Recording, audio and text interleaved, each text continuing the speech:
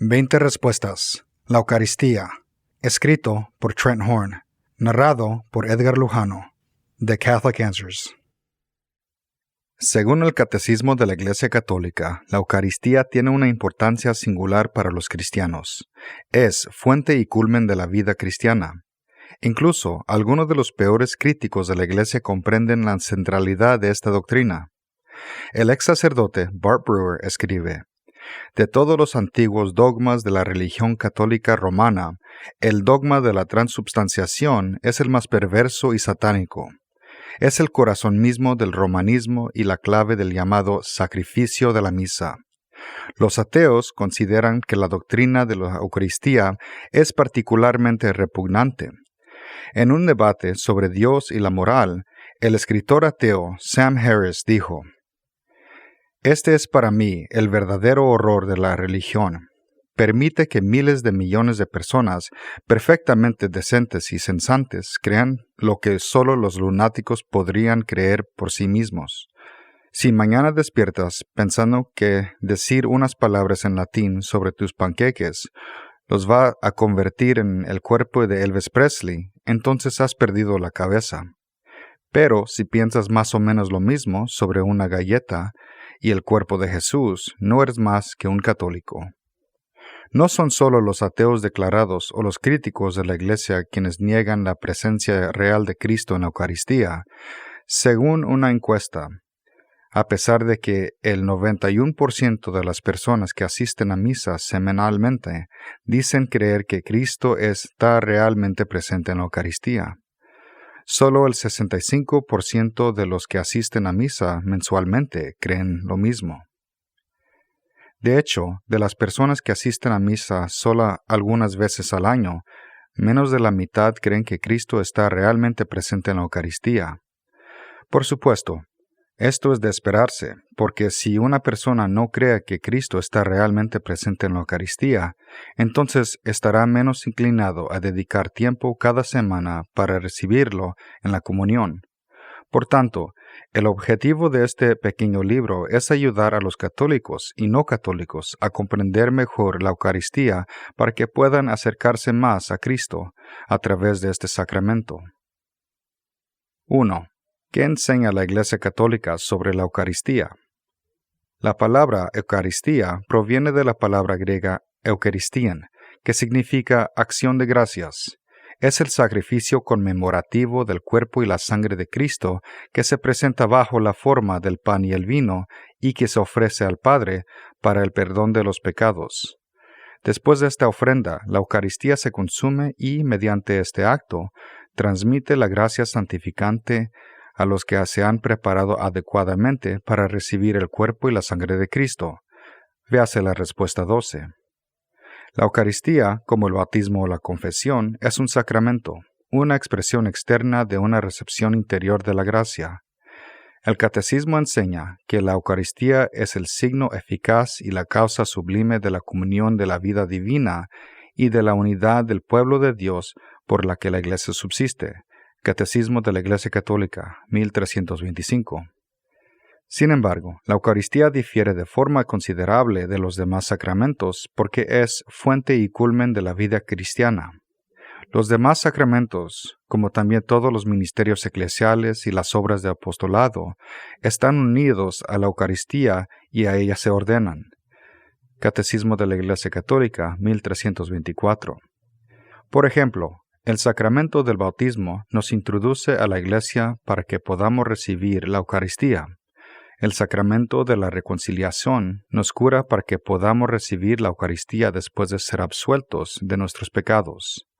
La unción de los enfermos nos cura física y espiritualmente para que podamos recibir la Eucaristía de nuevo, y a veces va acompañada de la última Eucaristía que recibiremos antes de partir de esta vida, lo que se conoce como viático, que significa en camino. Por último, el sacramento del matrimonio concede a los esposos la gracia de formar familias que participen en la Eucaristía, y el sacramento del orden sagrado nos da sacerdotes que ofrecen la Eucaristía en la misa. El Catecismo continúa diciendo: La Sagrada Eucaristía, en efecto, contiene todo el bien espiritual de la Iglesia, es decir, Cristo mismo, nuestro Pascua. Catecismo de la Iglesia Católica, 1324. La Pascua se refiere a la celebración judía del mismo nombre, y no es casualidad que la Eucaristía conmemora la cena pascual que Cristo celebró con sus discípulos antes de su crucifixión. Pero, a diferencia de la Pascua antigua, la Eucaristía es nuestra nueva Pascua y representa el sacrificio del Cordero de Dios, que quita el pecado del mundo. Juan 1:29. Así como el Cordero de la Pascua antigua se consumía, Cristo, el nuevo Cordero Pascual, también debe consumirse. Por esta razón, a la Eucaristía también se llama el banquete del Señor o la fracción del pan, tal como lo explica el Catecismo. Se llama banquete del Señor porque se trata de la cena que el Señor celebró con sus discípulos la víspera de su pasión y de la anticipación del banquete de bodas del Cordero en el Jerusalén celestial. Se llama fracción del pan porque este rito propio del banquete judío fue utilizado por Jesús cuando bendicía y distribuía el pan como cabeza de familia, sobre todo en la última cena. En este gesto, los discípulos lo reconocerán después de su resurrección y con esta expresión los primeros cristianos designaron sus asambleas eucarísticas. Con él se quiere significar que todos los que coman de este único pan partido, que es Cristo, entren en comunión con él y forman un solo cuerpo en él. Catecismo de la Iglesia Católica, 1329. Por último, este nuevo sacrificio pascual se ofrece en el contexto de la misa. Se llama misa porque la liturgia en la que se realiza el ministerio de salvación se termina con el envío de los fieles, missio, a fin de que cumplan la voluntad de Dios en su vida cotidiana. Catecismo de la Iglesia Católica, 1332. En este contexto, la Eucaristía se llama también el Santo Sacrificio, porque actualiza el único sacrificio de Cristo Salvador e incluye la ofrenda de la Iglesia, o también Santo Sacrificio de la Misa, sacrificio de alabanza, sacrificio espiritual, sacrificio puro y santo, puesto que completa y supera todos los sacrificios de la antigua alianza. Catecismo de la Iglesia Católica, 1330. 2. ¿En qué se diferencian las opiniones no católicas sobre la Eucaristía de la creencia católica? Casi todos los cristianos celebran algún tipo de conmemoración eucarística en la que se consume el pan y el vino en memoria de la muerte y resurrección de Cristo. Por lo general, los protestantes se refieren a esta celebración eucarística como la cena o el banquete del Señor, y no creen que Jesús está físicamente presente en el pan y el vino durante su servicio, ni tampoco durante una misa católica. Los diversos puntos de vista acerca de este sacramento se pueden ordenar por gradualidad de la siguiente manera. Rechazo del sacramento. Algunas denominaciones no celebran la Eucaristía. Por ejemplo, el Ejército de Salvación, Salvation Army, se conoce por su trabajo caritativo, pero es de hecho una denominación que se ha autodenominado cristiana. Según un artículo de Los Angeles Times, Catherine Booth, la esposa influyente del fundador del Ejército de Salvación, admiraba la piedad y las prácticas de los cualquieros, que no realizaban bautismos ni ritos de comunión. En conformidad con esta teología de santificación del Ejército de Salvación, que el Espíritu Santo estaba activo en la vida de la gente santa, ella consideraba que toda la vida era sacramental. Aunque William Booth no prohibió los sacramentos, declaró en 1883 que los ritos no se adaptarán como culto oficial del ejército. Cena conmemorativa. Esta postura es común entre los baptistas y otros cristianos renacidos. Según un escritor bautista, la cena funciona como una proclamación. La presencia de Cristo en el espiritual interior no solo nos asegura el perdón a través de la palabra, sino que también nos acusa de los patrones de vida y pensamientos no bíblicos. Según este punto de vista, la Eucaristía es un signo que nos lleva hacia Cristo, pero Cristo no está presente en la Eucaristía. En cambio, Cristo está presente en el espiritual interior del creyente que recibe la Eucaristía. Presencia real, pero no física. La tradición reformada que los presbiterianos observan sostiene que Cristo está realmente presente en la Eucaristía, pero no de forma física. En 1647, la Confesión de la Fe de Westminster, una confesión popular hecha por los que sostienen la tradición reformada, aseguró que los que reciben dignamente este sacramento, participando exteriormente de los elementos visibles, también participan interiormente, por la fe, de una manera real y verdadera, aunque no carnal ni corporal, sino alimentándose espiritualmente, cursiva añadida, de Cristo crucificado y recibiendo todos los beneficios de su muerte. Esta creencia podría caracterizarse como una postura de conducción, ya que el cuerpo de Cristo no se encuentra en el pan y el vino, sino que se manifiesta a través de ellos. Unión sacramental. En contraste con la postura reformada, Martín Lutero mantenía una creencia más fuerte en la presencia real de Cristo en la Eucaristía. Afirmaba que el pan y el vino existen en la Eucaristía en un estado natural, mientras que el cuerpo y la sangre de Cristo existen en esos mismos objetos, pero en un estado sobrenatural. Según Lutero, ¿por qué pues no diríamos con más razón también en la cena, esto es mi cuerpo, aunque el pan y el cuerpo sean dos sustancias distintas, y la palabra esto señale el pan? También en este caso se lleva a cabo una unión de dos clases de objetos, a la que se llamará unión sacramental, porque el cuerpo de Cristo y el pan se nos dan como un sacramento.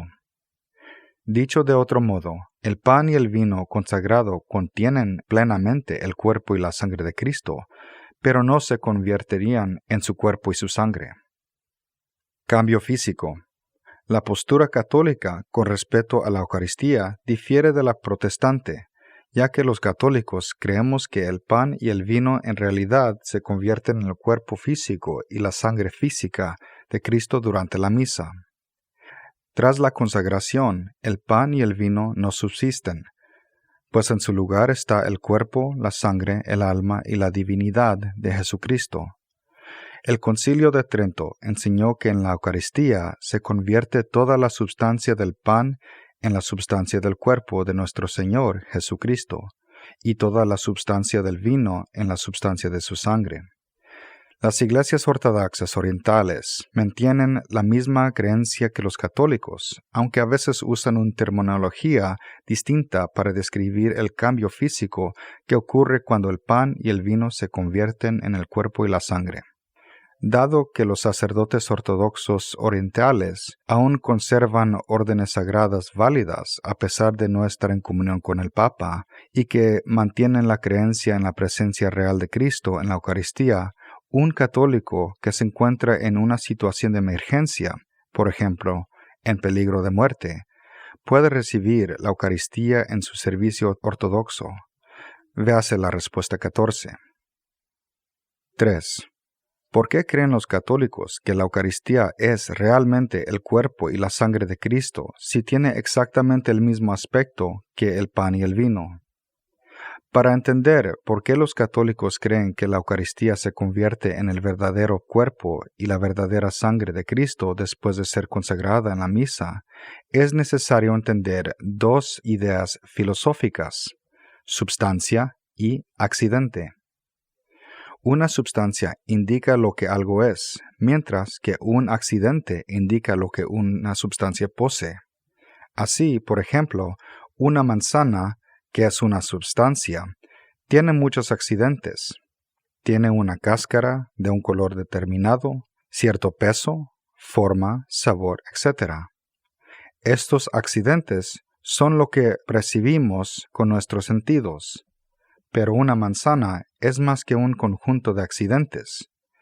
Estos accidentes podrían cambiar, pero la manzana seguiría siendo una manzana.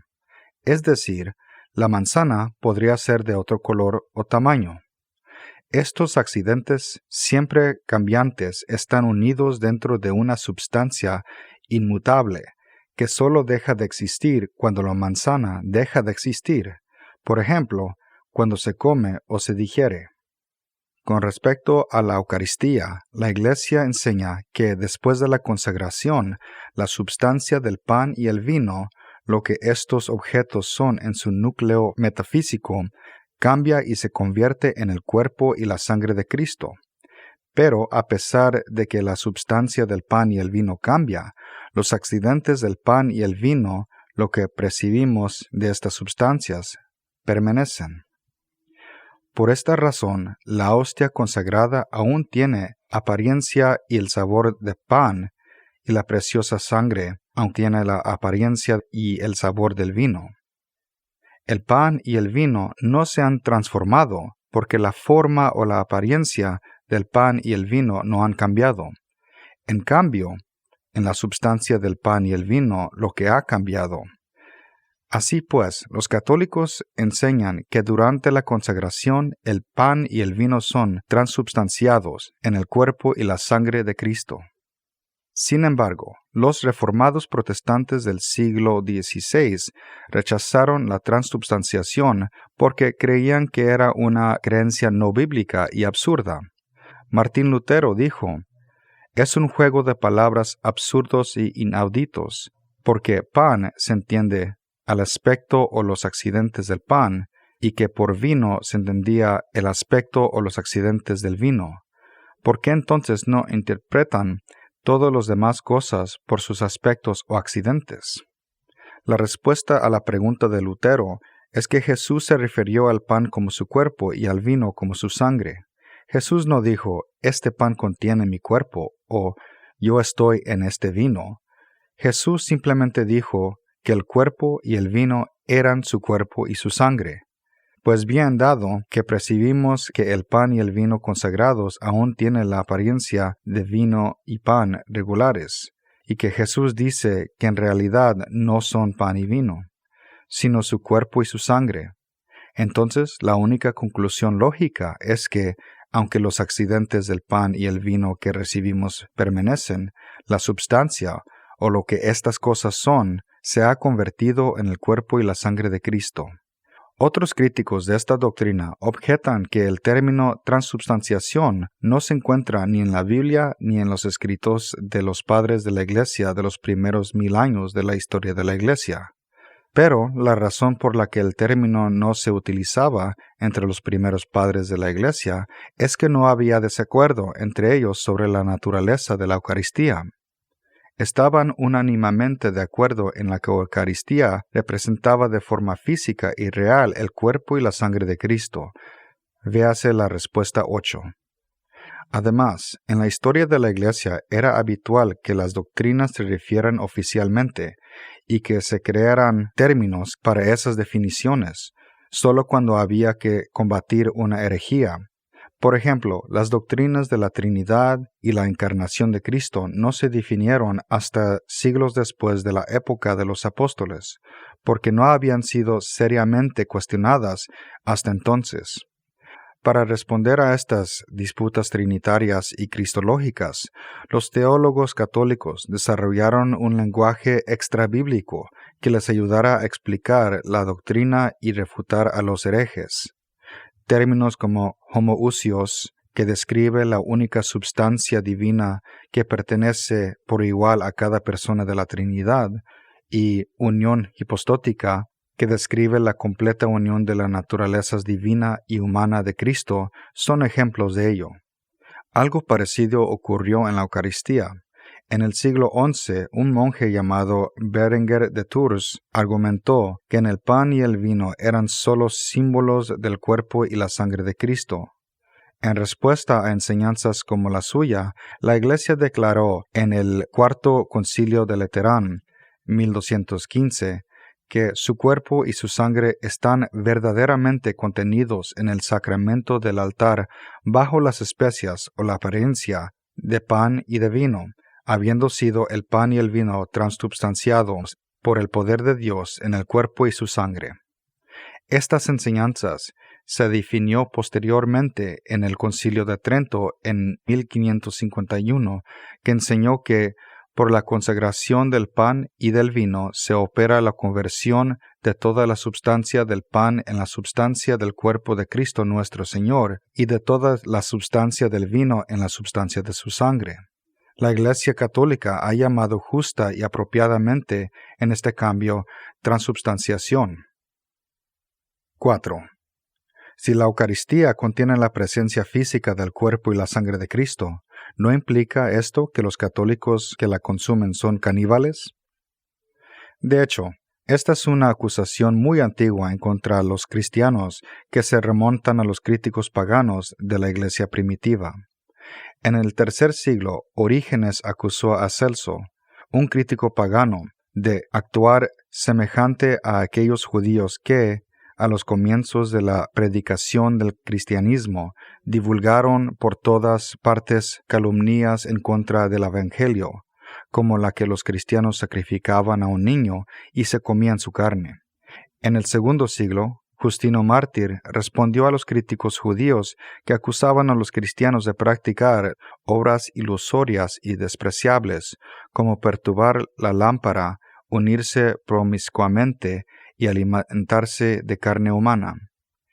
Independiente de cómo haya surgido la acusación del canibalismo, era una acusación tan falsa entonces como la es ahora. Esto se debe de que consumir el cuerpo y la sangre de Cristo bajo las especias del pan y el vino no entra bajo la definición del canibalismo. El diccionario Merriam-Webster define el canibalismo como el acto de un ser humano de comer, generalmente en forma ritual, la carne de otro ser humano. Pero existen varias diferencias importantes que demuestran que los católicos no son caníbales. En primer lugar, los caníbales comen la substancia de la carne humana ordinario bajo la forma de carne. Sin embargo, los católicos consumen la carne humana glorificada de Cristo bajo la forma de pan y de vino. En segundo lugar, usualmente la víctima del canibalismo es asesinada y luego solo las partes de su cuerpo que proporcionan nutrición temporal son consumidas. No se consume el alma, ya que es inmaterial, y se separa del cuerpo tras la muerte, y las partes incomestibles se desechan. Sin embargo, los que consumen la Eucaristía no asesinan a Cristo, ni consumen su cuerpo por partes como se hace con una víctima de canibalismo.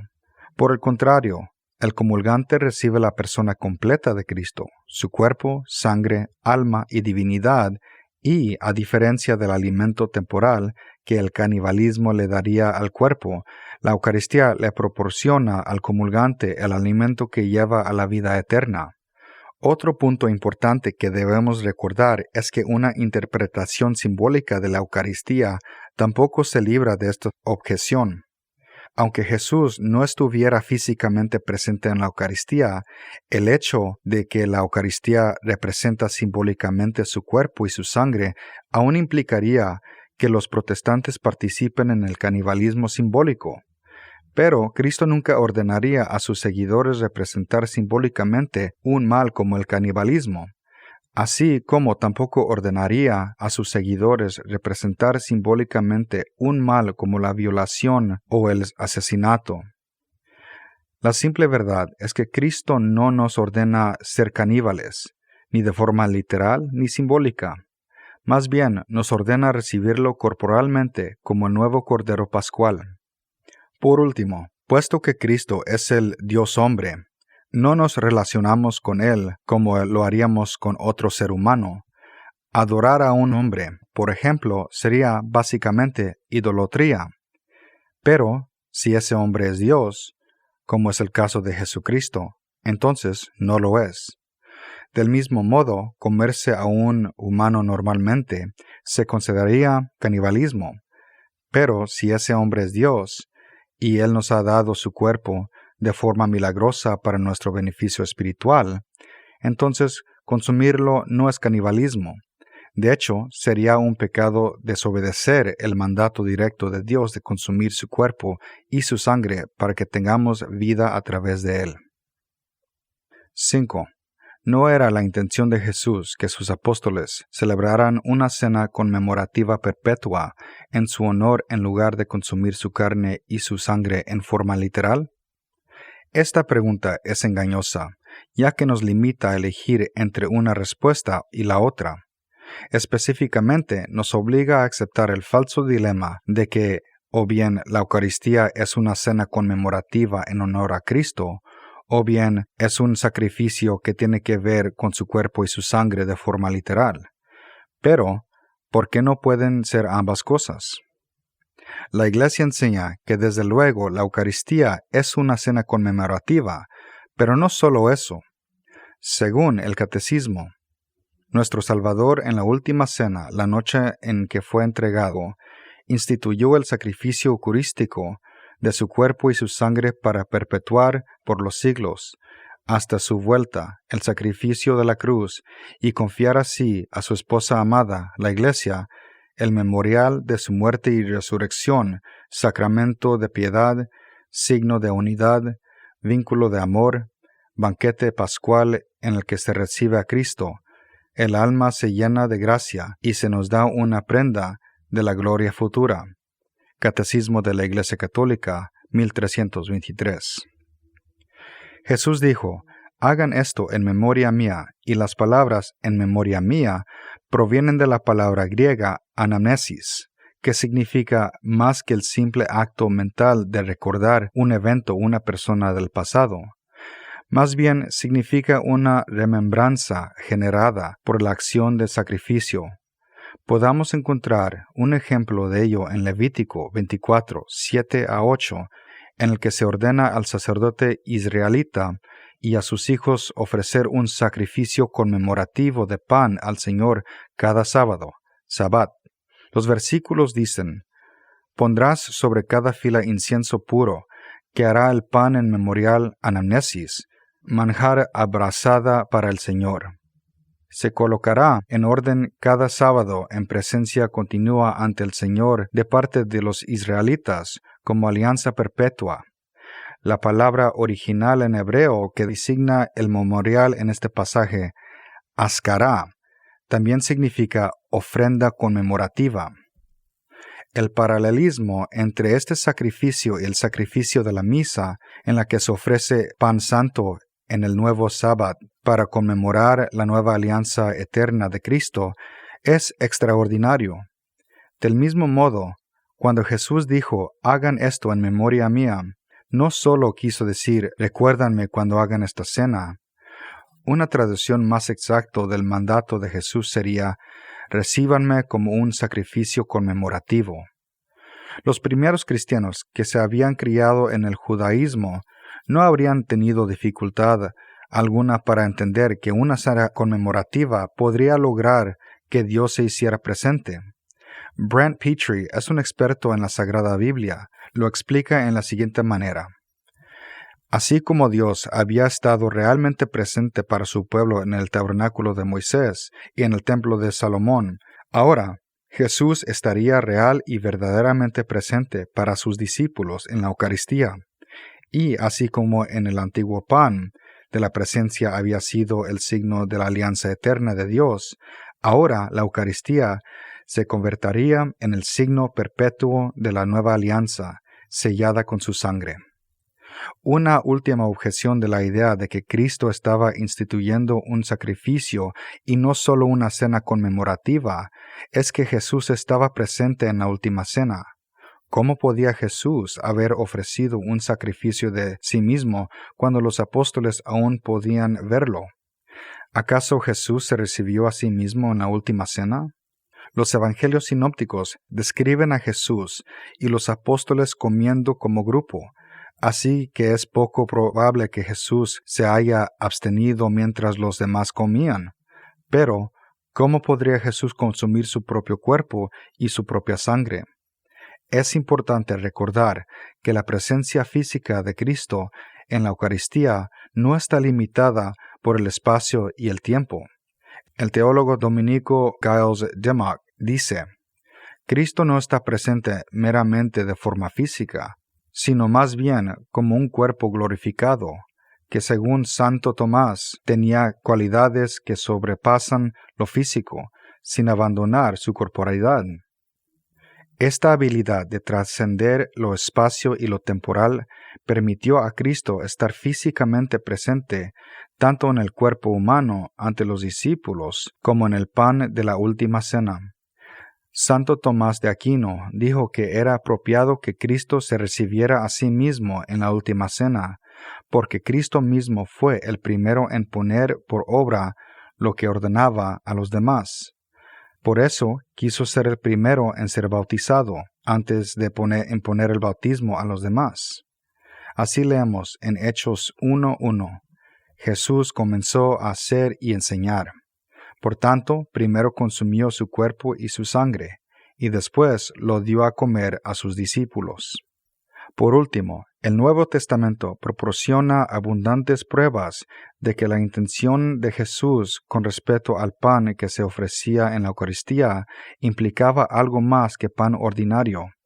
Por ejemplo, algunos padres de la Iglesia tradujeron la frase «Danos hoy nuestro pan de cada día», Mateo 6:11, como «Danos hoy nuestro pan sobrenatural», para que reflejara mejor el texto original en griego.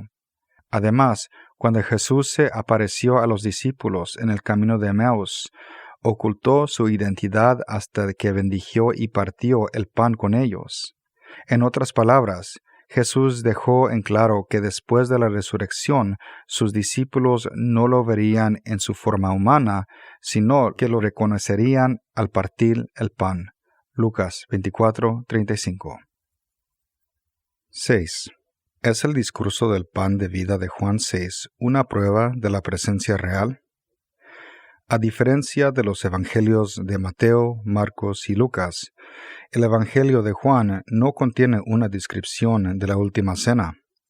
En cambio, Juan ofreció una enseñanza de Jesús que complementa lo que los demás evangelios nos dicen en su relación de la última cena.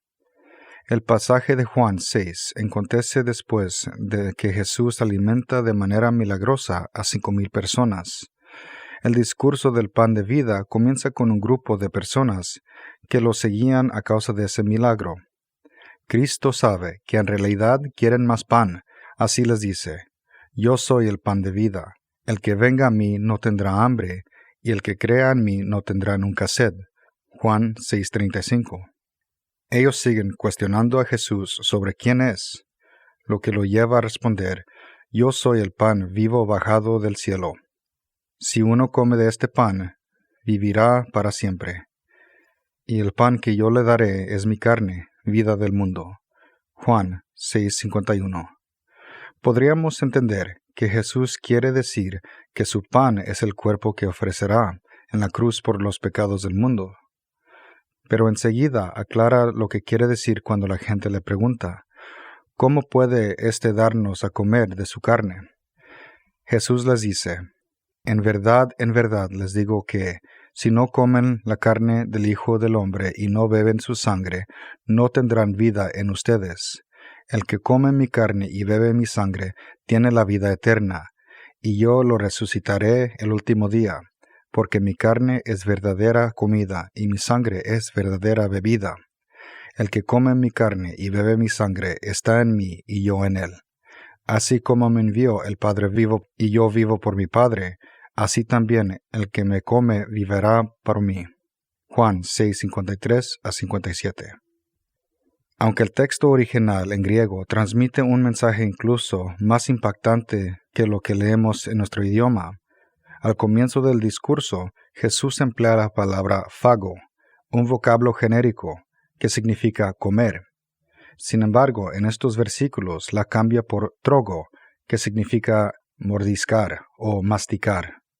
Del mismo modo, Jesús emplea la palabra sarx, que designa el tejido suave y carnoso que cubre el cuerpo, en lugar de soma, que solo significa cuerpo. Su elección de palabras, tal como lo transmite el texto griego, pone de manifiesto que se refería a masticar y comer de forma real y física. En respuesta a esta interpretación del pasaje, algunas personas dicen que Jesús estaba hablando de manera simbólica, dado que en el versículo 35 Jesús dice: «El que venga a mí no tendrá hambre, y el que crea en mí no tendrá nunca sed». Estos críticos infieren que, al decir comer, Jesús quería decir que vayan a Él espiritualmente, y que al decir beber de mi sangre, quiere decir creer en Jesús por fe. Sin embargo, el discurso del pan de vida no es simplemente un apartado con un solo significado. Ciertamente, los versículos del 1 al 47 son de naturaleza simbólica, ya que Jesús utiliza metáforas terrenales para enseñar la importancia de creer en Él. Pero no tiene sentido decir que Jesús habló de manera simbólica durante todo el discurso. En el versículo 35, por ejemplo, Jesús dijo que el que creyera en Él nunca tendría sed, lo que nos hace pensar en el agua. Jesús podría haber continuado refiriéndose a sí mismo como una fuente de agua de la que debemos beber, tal como lo hace en Juan 14:14 y Juan 7:37-38. En cambio, Jesús nos dice que bebamos su sangre, un acto que está prohibido desde los tiempos de Noé. Génesis 9:4.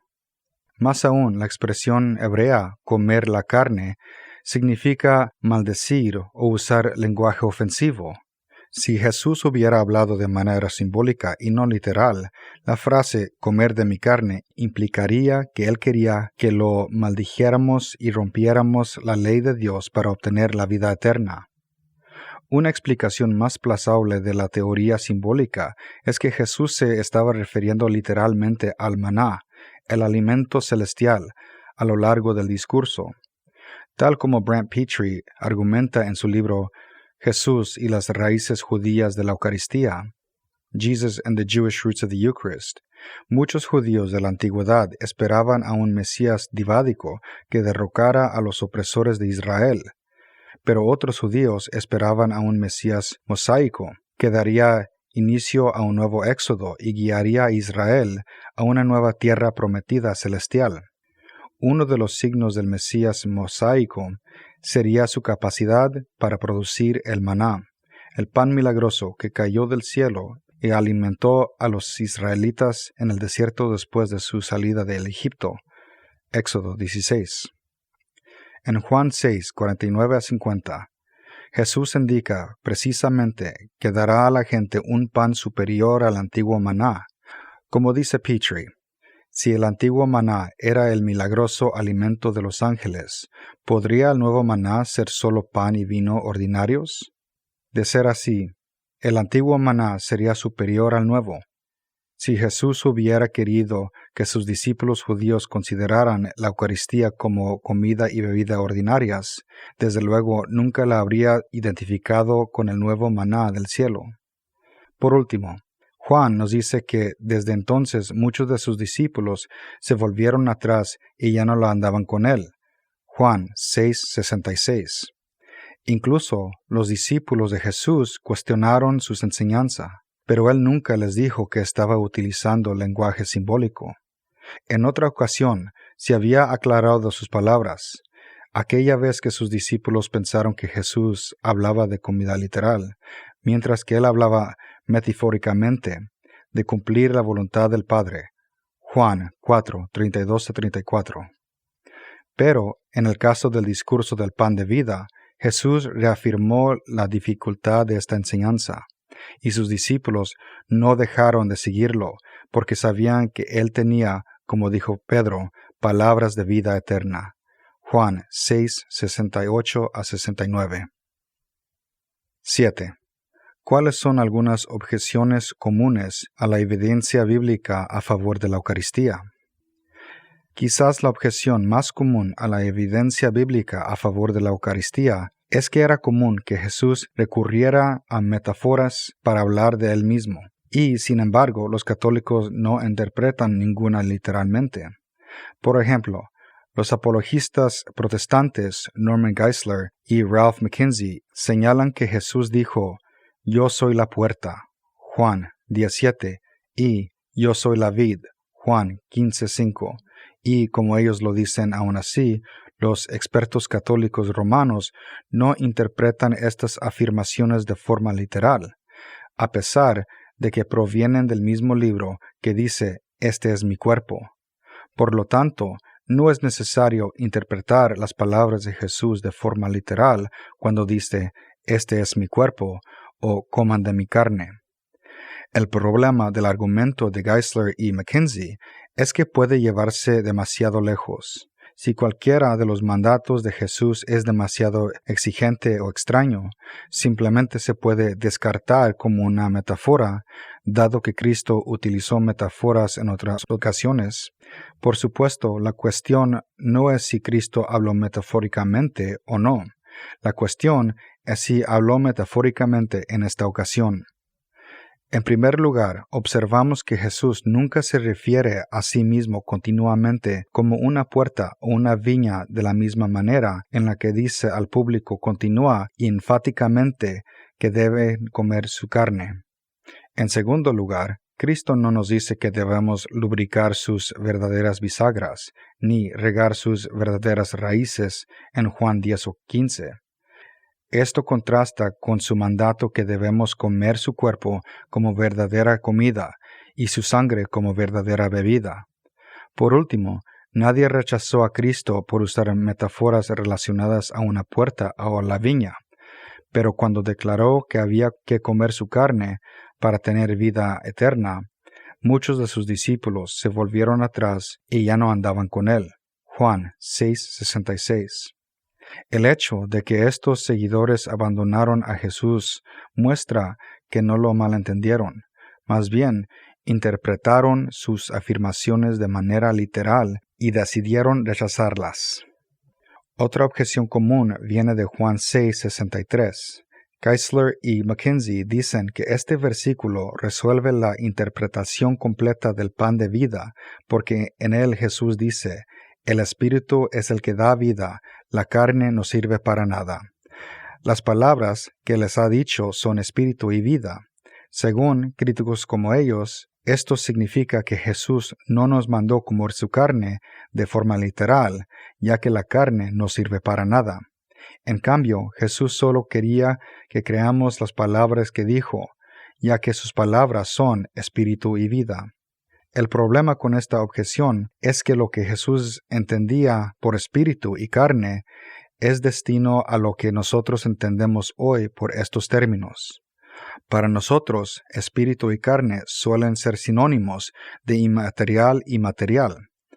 Pero el Nuevo Testamento con frecuencia emplea la palabra espíritu para no designar de que está compuesta una cosa o una sustancia espiritual o fantasmal, sino para indicar su fin último, a lo que esa cosa está ordenada.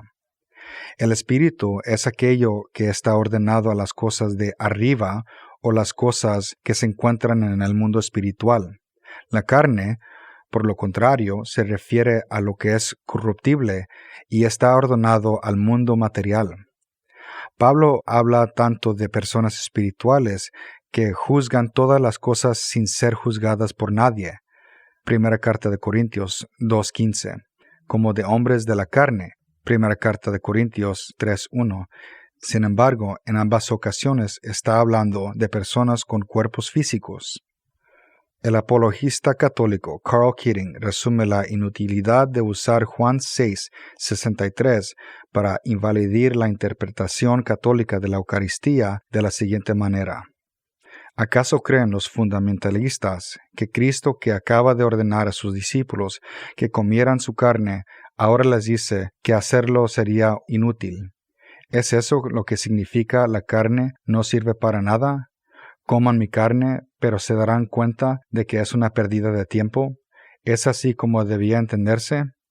Y debían entender los discípulos que la frase «las palabras que les he dicho son espíritu y vida» no era más que un circunloquio y un bastante torpe, por cierto, para ser simbólico.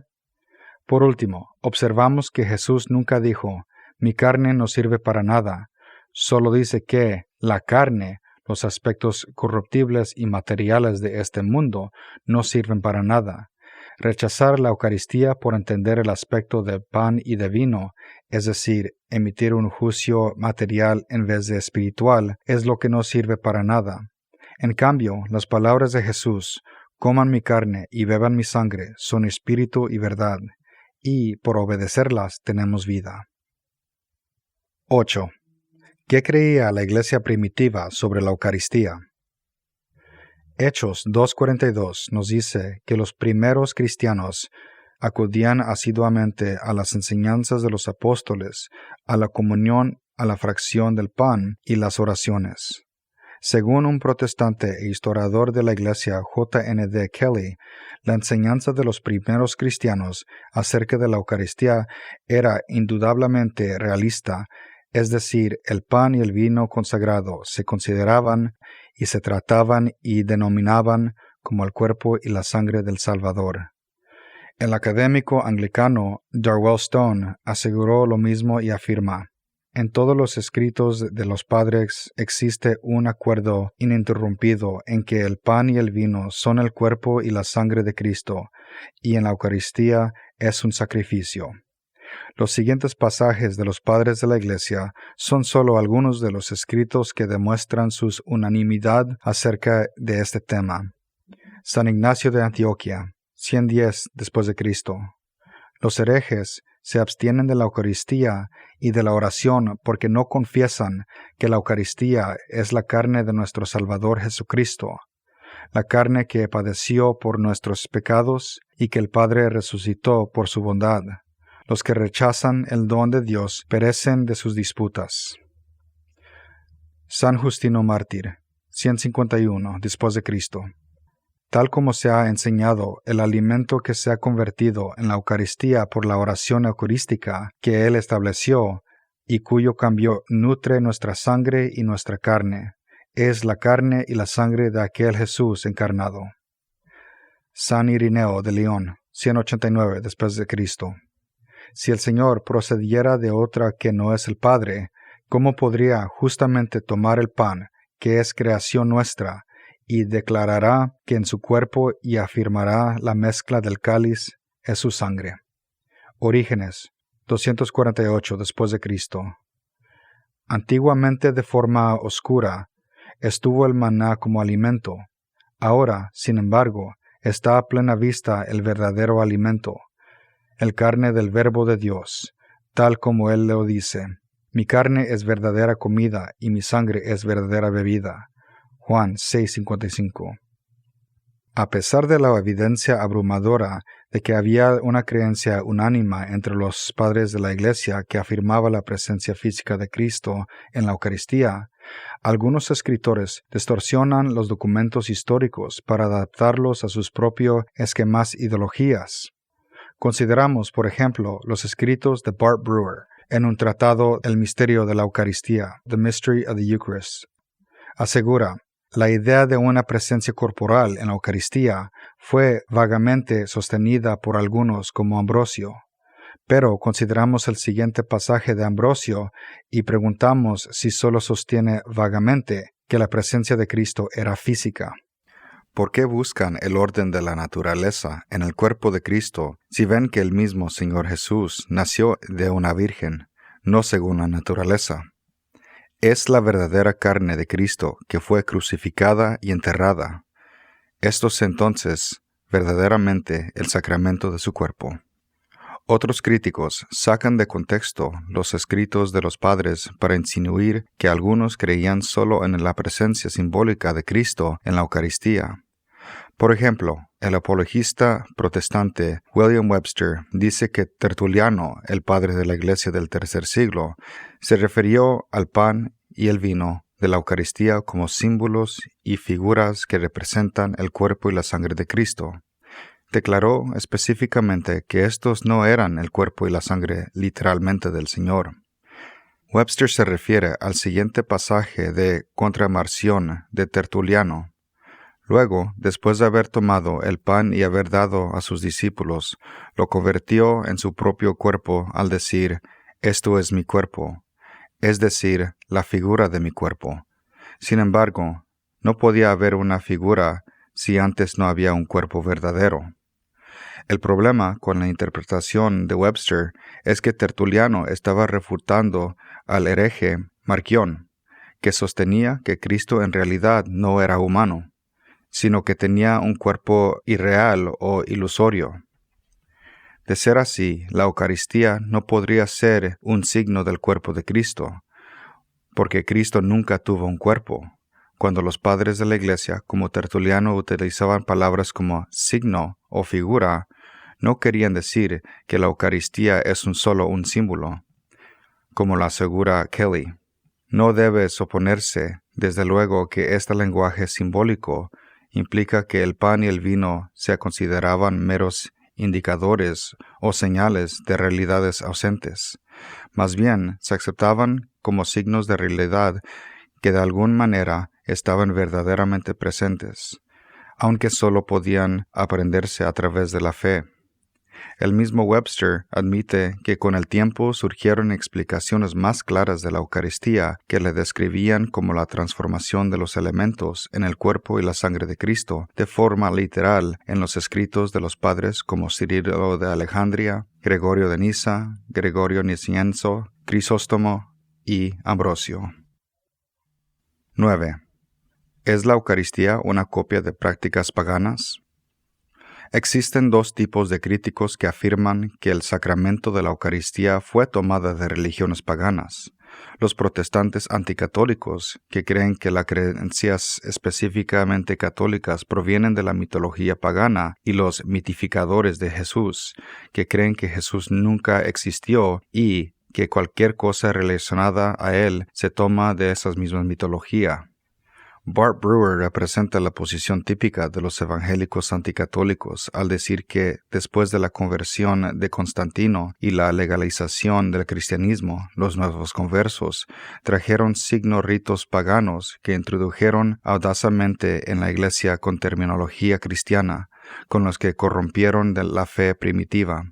Sin embargo, muchos de esos ritos que la Iglesia adoptó eran costumbres inofensivas, como el estilo de vestimento o la arquitectura de los templos. Los protestantes hacen lo mismo cuando intercambian anillo de boda, porque esta práctica no se encuentra en la Escritura, sino en antiguas fuentes romanas. Más concretamente, ya hemos visto que la Iglesia pura y fiel, previa a Constantino y a la que Brewer se refiere, ya creía en la presencia real de Cristo en la Eucaristía, junto con muchas otras doctrinas, particularmente católicas. El autor anticatólico Jack Chick hace afirmaciones aún más sorprendentes que Brewer en su trato sobre la Eucaristía titulado La galleta de la muerte, The Death Cookie. Chick dice que la Eucaristía se tomó de la práctica egipcia de adorar al dios del sol, Osiris, en forma de obleas redondas con forma de sol hechas de pan ácimo. Incluso afirma que el monograma IHS impreso en la hostia significa Isis, Horus y Seba, los dioses de Egipto. Pero Chick no cita ni documenta ninguna de estas afirmaciones, y por una buena razón, carecen totalmente de mérito. En primer lugar, Osiris no era el dios del sol, ese título pertenecía a Ra, por lo que no se hacían obleas con forma del sol en su honor. Además, los egiptólogos, de buena reputación, no sabrían nada acerca de supuesta transubstanciación de Osiris en la Eucaristía. En segundo lugar, el monograma no tenía nada que ver con la mitología egipcia. I, H y S son las tres primeras letras de la versión griega del nombre de Jesús. Por último, es de suponer que las obleas y tortas que se ofrecían en el Antiguo Testamento también eran redondas, pero ningún protestante diría que eran de origen pagano. Génesis 18, 1-8, Éxodo 29, 1-2.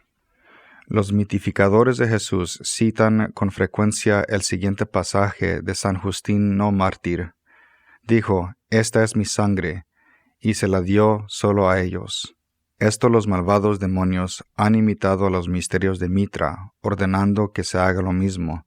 pues se pronuncia sobre ese pan y ese cáliz de agua ciertos encantamientos en los ritos místicos de uno que está siendo iniciado. Esto lo saben o pueden averiguarlo. Según los mitificadores, los mitristas celebran la Eucaristía mucho antes que los cristianos, y, por tanto, Justino ignoraba el hecho de que fueron cristianos quienes copiaron su sacramento del paganismo, y no los paganos quienes imitaban diabólicamente a los cristianos. No obstante, el experto de mitraísmo, Manfred Claus, nos dice que no se puede decir que hubo imitación de ninguna de las dos partes. La ofrenda de pan y de vino es conocida en prácticamente todas las culturas antiguas, y la comida como medio de vinculación entre los fieles y de unión de la deidad era una característica común de muchas religiones. Es probable que una comida con ritual fuera simplemente un componente de comidas comunes y regulares. Este tipo de comida siempre ha sido una parte esencial de asambleas religiosas. San Pablo nos dice que los cristianos participaban en una comida fraternal antes de recibir la Eucaristía, que con frecuencia se llamaba ágape o banquete del amor. Pablo reprendió a los corintios por aprovechar esta ocasión para emborracharse y comer demasiado mientras otros pasaban hambre. Por supuesto, los cristianos no tomaron el concepto de una comida fraternal de los paganos, ya que todas las personas tenían un deseo natural de compartir la comida en un entorno comunitario. La comida de comunión mitraicia era simplemente eso, una comida de comunión. Claus escribe, los mitraístas no solo consumían pan y vino y agua como surgir las fuentes literarias, sino que además se les servía una comida de verdad. Más concretamente, si en realidad hubo imitación, tuvo que ser parte del mitraísmo, ya que el culto romano de Mitra surgió después de Jesús y no tenía ninguna relación con el culto preso de Mitra, que existió antes de la época de Cristo. Irónicamente, cuando los protestantes fundamentalistas y los ateos recurren a los argumentos de la influencia pagana, ambos cometen el mismo error. Se esfuerzan por encontrar similitudes entre la Iglesia y el paganismo y argumentan que es siempre la fe católica la que procede del paganismo. No admitan que hubo imitación en la dirección opuesta o las similitudes son superficiales y, por tanto, que no hubo imitación alguna. 10. ¿Por qué sacrifican los católicos a Cristo bajo la forma de la Eucaristía cuando la Escritura enseña claramente que Cristo fue sacrificado una vez para siempre? El hecho de que la misa se le llama un santo sacrificio no contradice el testimonio de la Escritura que indica que Cristo se ofreció una sola vez como sacrificio en el Calvario para expiar nuestros pecados. La solución a esta aparente contradicción se encuentra en el hecho de la que no se sacrifica a Cristo de nuevo en cada misa, sino que se presenta de nuevo al Padre para la expiación de los pecados. Según el Papa San Juan Pablo II, en la Eucaristía está escrito de forma indeleble el acontecimiento de la pasión y muerte del Señor. No solo lo evoca, sino que lo hacemos sacramentalmente presente. Es el sacrificio de la cruz que se perpetúa por los siglos. La carta de los Hebreos deja claro que, a diferencia de los sacrificios de los animales del Antiguo Testamento, el sacrificio de Cristo fue perfecta y no necesita repetirse continuamente. En otras palabras, Cristo no tiene que ser crucificado una y otra vez para expiar nuestros pecados. Hebreos 9, 27-28 dice que, del mismo modo que está establecido que los hombres mueran una sola vez y después venga el juicio, así también Cristo, después de haberse ofrecido una sola vez para quitar los pecados de la multitud. Romanos 8:34 dice, Cristo Jesús, el que murió, más aún el que resucitó, el que estaba a la diestra de Dios y que intercede por nosotros. Pero si el único sacrificio de Cristo se llevó a cabo en la crucifixión y fue totalmente suficiente para quitar el pecado, entonces, ¿por qué estaría Cristo intercediendo por los cristianos 30 años después de su crucifixión, cuando Pablo escribió la carta a los romanos. La respuesta yace en la distinción entre un sacrificio sangriento y un sacrificio no sangriento. Cristo ofreció un solo sacrificio sangriento cuando Él, la víctima sacrificial, fue dolorosamente inmolado. Este único sacrificio perfecto se vuelve a presentar continuamente al Padre de forma no sangrienta, a través del milagro de la Eucaristía. Hebreos 13:10 incluso revela que los cristianos tenemos un altar del cual no tiene derecho a comer los que han culto en la tienda. Si Cristo solo fue sacrificado una sola vez, entonces los cristianos no tendrían altares para el sacrificio, ya que no habría necesidad de ofrecer más sacrificios. En cambio, el significado de esta cita es que los sacerdotes judíos que servían en el templo no podían participar en el sacrificio eucarístico no sangriento que se ofrecía en los altares cristianos. Los primeros padres de la Iglesia enseñaron que la Eucaristía era un sacrificio que ofrecían los sacerdotes para el perdón de los pecados. El autor del primer siglo que escribió la Didache advirtió a los cristianos: reúnanse para la partición del pan y ofrezcan la Eucaristía, pero primero confiesen sus pecados para que su sacrificio sea puro. Los padres de la Iglesia entendían que el papel de Cristo como nuestro sumo sacerdote, Hebreos 4:14-16, no restaba importancia al nuevo sacerdocio ministerial en Cristo. En el tercer siglo, San Cipriano de Cartago dijo: si Cristo Jesús, nuestro Señor y Dios, es el mismo el sumo sacerdote de Dios Padre, y si se ofreció a sí mismo como sacrificio al Padre, y si ordenó que esto se hiciera en conmemoración suya, entonces el sacerdote, que imita lo que Cristo hizo, en realidad funciona en el lugar de Cristo. San Agustín nos da un ejemplo claro cómo nuestra creencia en el único sacrificio de Cristo en la cruz puede representarse en la liturgia de la misa. Dice: Cristo fue inmolado una sola vez en persona y es inmolado no solo en las solemnidades de la Pascua, sino también cada día entre los pueblos, en dicho sacramento. Por eso no mienta quien contesta que es inmolado ahora, cuando se lo preguntan. Los sacramentos no serían en absoluto sacramentos si no tuviesen ciertas semejanzas con aquellas realidades de que son sacramentos. 11. ¿Qué sucede cuando se consagra la Eucaristía durante la misa? Según la Conferencia de Obispos Católicos de los Estados Unidos, la plegaria eucarística está en el corazón de la liturgia de la Eucaristía. En esta oración, el celebrante actúa en la persona de Cristo como cabeza del cuerpo, la Iglesia. No solo recoge el pan y el vino, sino la substancia de nuestras vidas y las une al perfecto sacrificio de Cristo, ofreciéndolas al Padre. La instrucción general del misal romano enumera los siguientes elementos en la plegaria eucarística. Acción de gracias.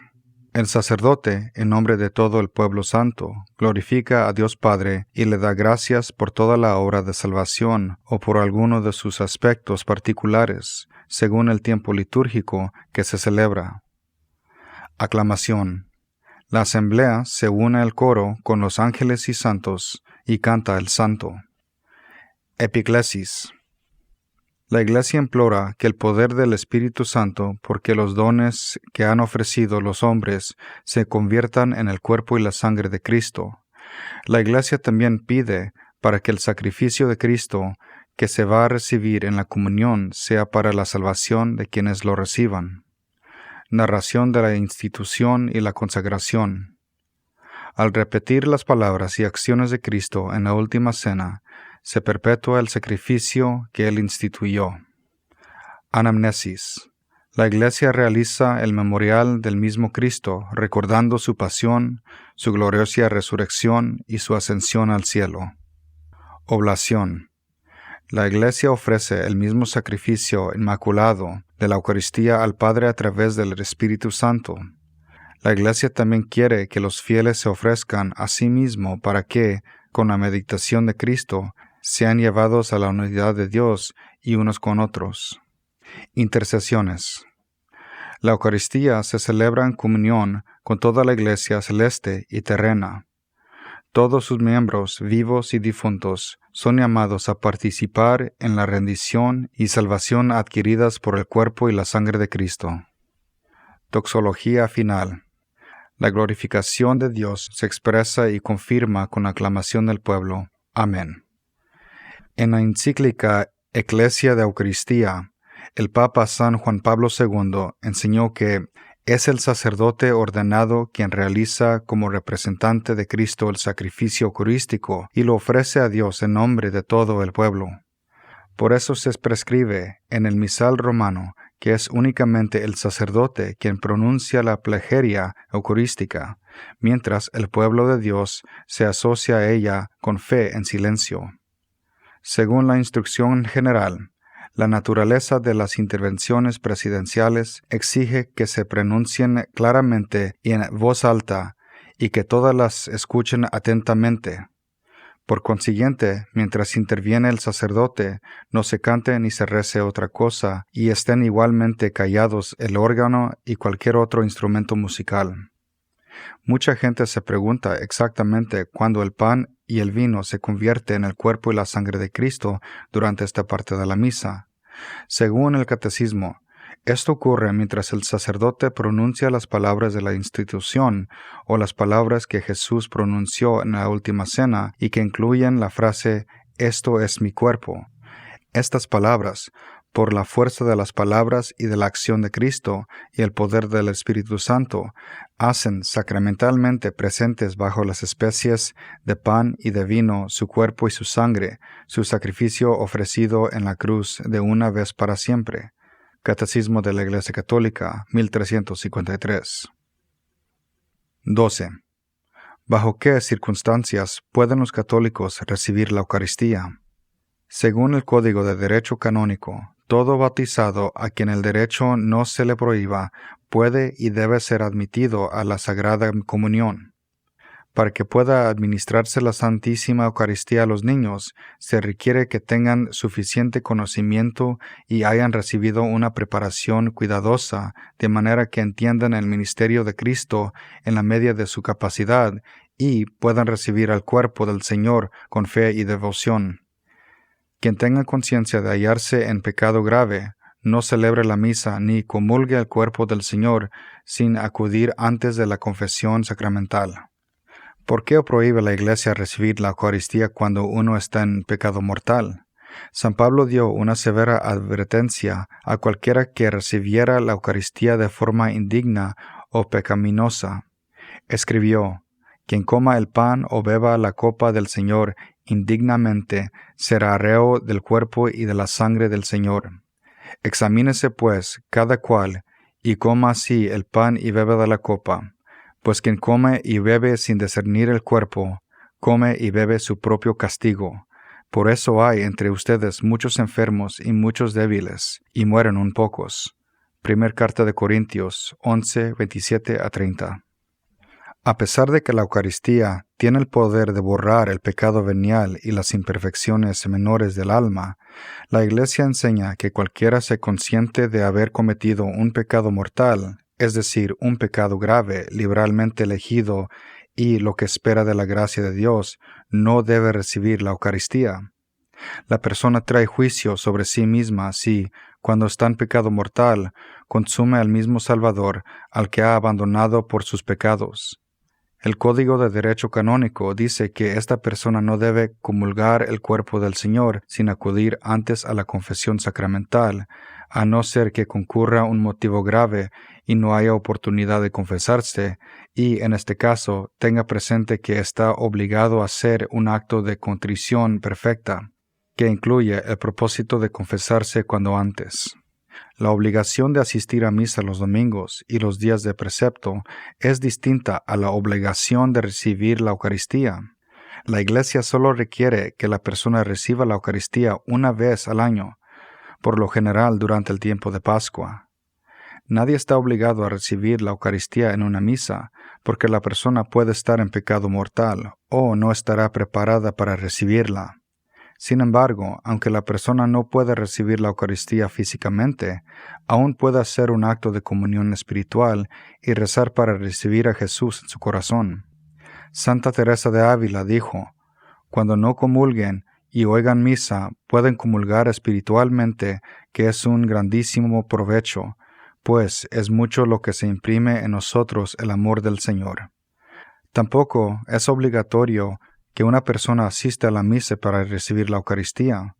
Hay muchas razones por las que la persona pueda estar físicamente incapacitada para asistir a misa, y sería injusto negarles la gracia del sacramento solo por su capacidad de asistir a la liturgia.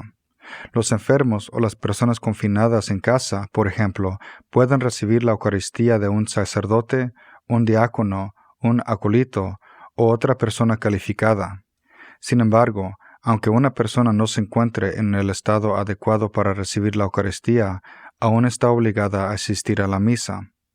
La Iglesia exige a los fieles participar en la celebración eucarística, en la que se reúne la comunidad cristiana el día en que se conmemora la resurrección del Señor y en aquellas principales fiestas litúrgicas que conmemoran los misterios del Señor, la Virgen María y los santos. Catecismo de la Iglesia Católica, 2042. 13. ¿Cómo debemos recibir la Eucaristía? Además de estar debidamente dispuestos para recibir la Eucaristía, al estar conscientes de no haber cometido ningún pecado mortal, los fieles deben ayunar antes de comulgar. Según el Código de Derecho Canónico, quien vaya a recibir la Santísima Eucaristía ha de abstenerse de tomar cualquier alimento y bebida al menos desde 1 hora antes de la Sagrada Comunión, a excepción solo de agua y de las medicinas. Pero el canón también especifica que los enfermos no están obligados a observar el ayuno eucarístico. Tomemos en cuenta que no se trata de una doctrina revelada, sino de una disciplina de la Iglesia que puede mortificarse. Durante casi toda la historia de la Iglesia, los fieles ayunaban desde la medianoche hasta que recibían la Eucaristía la mañana siguiente. No era hasta después de la misa que comían algo para romper el ayuno, es decir, el desayuno. Sin embargo, en 1953, el Papa Pío XII redujo el periodo de ayuno a 3 horas antes de la comunión para fomentar una mayor recepción del sacramento. En 1964, el Papa Pablo VI volvió a cambiar el periodo de ayuno, esta vez a 1 hora antes de la comunión. El Código de Derecho Canónico actual dice: quien vaya a recibir la Santísima Eucaristía ha de abstenerse de tomar cualquier alimento y bebida al menos desde 1 hora antes de la Sagrada Comunión, a excepción solo de agua y de las medicinas. En cuanto al ayuno después de la comunión, no existe ninguna regla específica al respecto, pero ha surgido la piadosa costumbre de no volver a comer hasta 15 minutos después de recibir la comunión. Esto se hace para permitir que el precioso cuerpo y la preciosa sangre se desvuelvan en el estómago y dejen de existir bajo las especies de pan y vino, y dejen así de ser el cuerpo y la sangre de Cristo. Una persona que permanece en la iglesia hasta que la misa haya concluido normalmente cumple esta costumbre sin siquiera darse cuenta. La instrucción general de la misa romana afirma que cuando pasamos a recibir el cuerpo y la sangre del Señor, el sacerdote, teniendo la hostia un poco elevada, se le muestra a cada uno diciéndole: el cuerpo de Cristo. El que va a comulgar responde: amén, y recibe el sacramento en la boca, o en los lugares donde está concedido en la mano según su elección. Se trata de un acto sagrado, y ningún sacerdote o comulgante puede cambiar las palabras que se pronuncia según su propio gusto. Por ejemplo, un sacerdote no puede lícitamente elevar la hostia y decir Jesucristo o nuestro Salvador, sino que debe decir el cuerpo de Cristo, o esta misma frase en otro idioma. Del mismo modo, el comulgante debe decir amén y no gracias o la paz con usted. Tradicionalmente, el comulgante recibía el cuerpo del Señor en la lengua, pero, de acuerdo con la instrucción general, la hostia consagrada se puede recibir ya sea en la lengua o en la mano a discreción de cada comulgante. El único caso en el que no se permite la recepción en la mano es cuando se comulga por intinción, es decir, cuando la hostia se sumerge en la sangre preciosa y luego se coloca en la lengua del comulgante. Además, aunque se permite la recepción en la mano, es ley universal del rito latino recibir la comunión en la lengua, a menos que se haya concedido un indulto, como en el caso de los Estados Unidos, para permitir la recepción en la mano, y nadie, ni siquiera un sacerdote, puede prohibir dicha recepción. Para permitir que la Eucaristía se dispense de manera expeditiva, se puede permitir que laicos calificados distribuyan el cuerpo y la sangre de Cristo. Sin embargo, a esta persona no se le conoce como ministros de la Eucaristía, ya que solo el sacerdote es el ministro de la Eucaristía. La Congregación para el Culto Divino enseñó en Redemptionis Sacramentum: este ministerio se entiende conforme a su nombre en sentido estricto. Este es ministro extraordinario de la Sagrada Comunión. 14. ¿Qué se debe de hacer con las especias eucarísticas que no se han consumido? ¿Qué se debe de hacer si el cuerpo o la sangre del Señor caen al suelo o se expulsan por la boca? Así como nunca debemos tomar el nombre del Señor en vano, nunca debemos tratar al Señor mismo en vano al actuar de manera irreverente o blasfema hacia Él cuando está presente con nosotros en el sacramento de la Eucaristía. Por eso, una vez concluida la misa, se debe tener especial cuidado con las especies restantes del precioso cuerpo y la preciosa sangre. El Código de Derecho Canónico indica: quien arroja por tierra las especias consagradas, o se las lleva o las retiene con una finalidad sacrilega, incurre en excomunión latate sentencia automática, reservada a la sede apostólica. El clergy puede ser castigado además con otra pena, sin incluir la expulsión del estado clérico. Sin embargo, debemos tener en cuenta que, si una persona no supiera que esta acción es mala, no sería responsable de sus actos y, por tanto, no incurriría en excomunión automática. Para poder comprender plenamente esta ley, es necesario definir lo que significa arrojar el pan y el vino consagrados. La mayoría de la gente, aunque desgraciadamente no todos, comprende que el cuerpo y la sangre de Cristo no deben tirarse a la basura o por el desague a la alcantarilla. Hacerlo supondría una falta grave de respeto hacia el cuerpo y la sangre de Cristo. Pero muchas personas creen erróneamente que hay otras formas lícitas de desechar las especias consagradas. Por ejemplo, algunas personas creen que es aceptable enterrar la Eucaristía en el suelo o tirar la preciosa sangre por el sacrarium, un lavabo especial en la iglesia con un desague directo al suelo en vez de la alcantarilla. Redemptionis Sacramentum dice explícitamente que si alguien arroja las sagradas especias en el lavabo de la sacristía o en un lugar indigno por el suelo, incurre en las penas establecidas por la Iglesia con respecto a la excomunión. ¿Qué se debe de hacer entonces con las especias consagradas que sobran? Redemptionis Sacramento añade: el sacerdote o, según las normas, otro ministro de inmediato debe sumir, es decir, consumir en el altar, íntegramente al vino sagrado que quizás haya quedado. Las hostias consagradas que han sobrado, o las consume el sacerdote en el altar, o las lleva al lugar destinado para la reserva de la Eucaristía, a saber, el sagrario.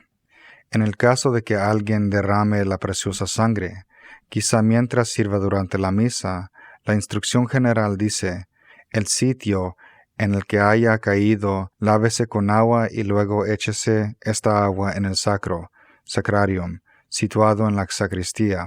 Esto no contradice la instrucción anterior de no verter la sangre preciosa en el sacrarium, porque una vez que la especie del vino se ha mezclado lo suficiente con agua, deja de ser vino y por tanto deja de ser también la sangre preciosa presente bajo esa especie.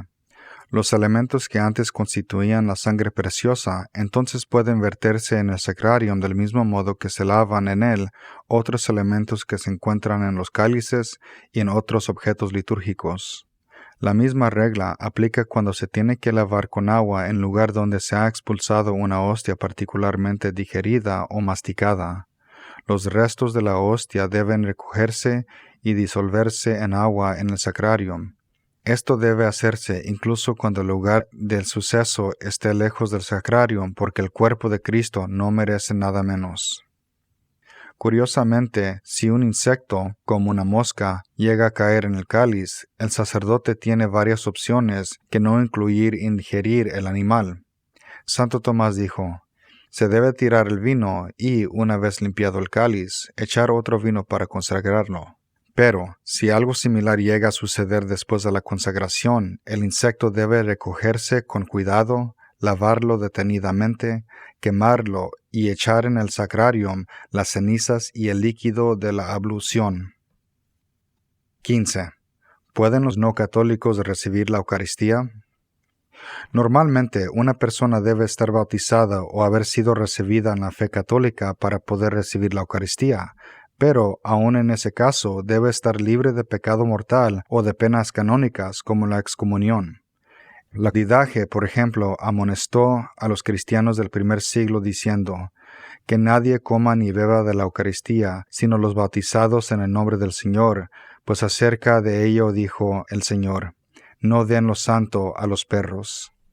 Tengamos en cuenta que esta norma no existe para sentido de superioridad espiritual o porque la Iglesia quiere que los no católicos se sientan mal. Por el contrario, se hace con el sentido de preocupación por los no católicos que quieren acercarse a recibir el sacramento.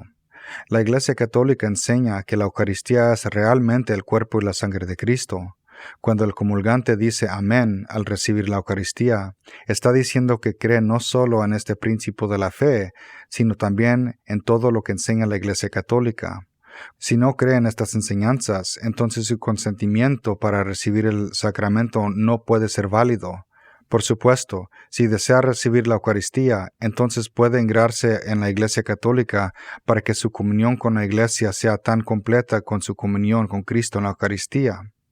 Un no católico puede recibir la comunión solo si es miembro de una iglesia que profesa la misma creencia de la Iglesia Católica sobre la Eucaristía. Este es el caso, por ejemplo, de las iglesias ortodoxas orientales, cuyos obispos y sacerdotes conservan una autoridad apostólica válida a pesar de ser cismáticos, porque no reconocen la primacía y la infalibilidad del sucesor de Pedro en el obispo de Roma, el Papa. Es lícito administrar los sacramentos de la penitencia, la unción de los enfermos y la Eucaristía a los miembros de estas iglesias si lo piden espontáneamente y están bien dispuestos. Y esta norma vale también respecto a los miembros de otras iglesias que, juicio de la sede apostólica, se encuentran en igual condición que las citadas iglesias orientales por lo que se refiere a los sacramentos. Se puede hacer lo mismo por otros cristianos, como por un protestante que desea convertirse a la fe católica y, por lo tanto, cree en la presencia real, pero está en peligro de muerte. El Código de Derecho Canónico declara: si hay peligro de muerte o, a juicio del obispo diocesano o de la conferencia episcopal, urge otra necesidad grave, los ministros católicos pueden administrar lícitamente esos mismos sacramentos, penitencia, Eucaristía y unción de los enfermos, también a los demás cristianos que no están en comunión plena con la Iglesia Católica, cuando éstos no puedan acudir a un ministro de su propia comunidad y lo pidan espontáneamente, con tal de que profesen la fe católica respecto a sus sacramentos y estén bien dispuestos. La Iglesia también enseña que, en circunstancias limitadas, los católicos pueden recibir la Eucaristía en iglesias no católicas que tienen sacramentos válidos. Por ejemplo, la Iglesia Ortodoxa Oriental o la Iglesia Asiria del Oriente. Esto puede suceder cuando alguien se encuentra en un país extranjero que carece de presencia católica y, por tanto, no puede asistir a misa. El Código de Derecho Canónico indica, en caso de necesidad o cuando se aconseja una verdadera utilidad espiritual, y con tal que se evite el peligro de error o de indiferentismo, Está permitido a los fieles a quien resulta física y mortalmente imposible acudir a un ministro católico recibir los sacramentos de la penitencia, Eucaristía y unción de los enfermos de aquellos ministros no católicos, en cuya iglesia son válidos esos sacramentos. 16. ¿Qué tipo de pan y de vino se puede utilizar en la misa? Cristo desea que todas las personas reciban su gracia a través de los sacramentos de la Iglesia, pero surge un problema cuando las personas tienen impedimentos físicos que no se les permite recibir los sacramentos, incluida la Eucaristía. Por ejemplo, aquellos que padecen de la enfermedad celíaca corren el riesgo de sufrir graves daños intestinales si ingieren gluten, que es la proteína del trigo, y de la cebada y el centeno, que hace que los cereales procesados sean pastosos. Asimismo, los alcohólicos que consumen incluso una pequeña cantidad de vino corren riesgo de recaer en hábitos pasados de abuso de alcohol. Entonces, ¿debería la Iglesia ofrecer hostias sin gluten y vino sin alcohol? De acuerdo con el Código de Derecho Canónico, el sacrosanto sacrificio eucarístico se debe ofrecer con pan y vino, al cual se ha de mezclar un poco de agua. El pan ha de ser exclusivamente de trigo y hecho recientemente, de manera que no hay ningún peligro de corrupción. El vino debe ser natural, del fruto de la vid y no corrompido. La instrucción general elabora más sobre lo que se requiere del vino que se usa en la misa. Dice, el vino para la celebración eucarística debe ser el fruto de la vid. Lucas 22:18. Es decir, vino natural y genuino, no mezclado con sustancias extrañas. Esto a menudo significa que debe comprarse vino a proveedores con experiencia en la elaboración tipo de vino que se utiliza en la liturgia, ya que el vino comercial ordinario puede contener sustancias extrañas que impiden su uso para la Eucaristía. Entonces, ¿qué se puede hacer por las personas que padecen de la enfermedad celíaca o por los comulgantes o sacerdotes que luchan contra el alcoholismo? En 1994, la Congregación para la Doctrina de la Fe publicó un documento titulado sobre el uso del pan con poca cantidad de gluten y del mosto. El documento dice, son materia válida las hostias con la mínima cantidad de gluten necesaria para obtener la panificación sin añadir sustancias extrañas, ni recurrir a procedimientos que desnaturalicen el pan. En cuanto al vino, las normas dicen que un sacerdote, con permiso del obispo, puede utilizar mosto en lugar de vino normal. El mosto es un somo jugo de uva fresco y conservado, cuya fermentación fue suspendida por medio de procedimientos que no alteran su naturaleza, por ejemplo, el congelamiento. No es jugo de uva, sino vino cuya fermentación se ha suspendido, lo que reduce drásticamente su contenido de alcohol. Además, las personas que sean alérgicas al trigo y como tampoco pueden consumir alcohol siempre pueden hacer un acto de comunión espiritual.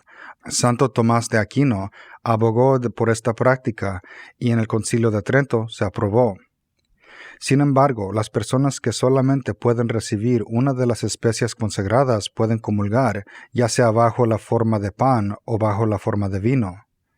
Esto es posible porque el pan y el vino consagrados se convierten cada uno en la persona entera de Cristo, cuerpo, sangre, alma y divinidad. Según la Conferencia de Obispos Católicos de los Estados Unidos, nunca deberá inferirse que la comunión bajo la forma de pan solamente o la comunión bajo la forma de vino solamente es un acto incompleto o que Cristo no está completamente presente al comulgante. La enseñanza inmutable de la Iglesia desde el tiempo de los padres y en el curso de los siglos ha dado testimonio de la constante unidad de la fe en cuanto a la presencia de Cristo en ambos elementos. Por último, en 1439, el Concilio Ecuménico de Florencia declaró que el cuerpo de Cristo se consagra verdaderamente en pan de trigo ácimo o fermentado, y en uno u otro deben los sacerdotes consagrar el cuerpo del Señor, cada uno según acostumbre su iglesia, oriental o occidental. En Occidente se acostumbra el pan plano, sin levadura, porque es lo que Jesús utilizó en la Pascua judía y lo que los judíos aún utilizan hoy día. En Oriente se acostumbra el pan esponjoso, con levadura, porque simboliza la vida del Espíritu que se ha elevado a través de la Eucaristía. Ambas son disciplinas válidas en sus respectivos ritos dentro de la Iglesia Católica.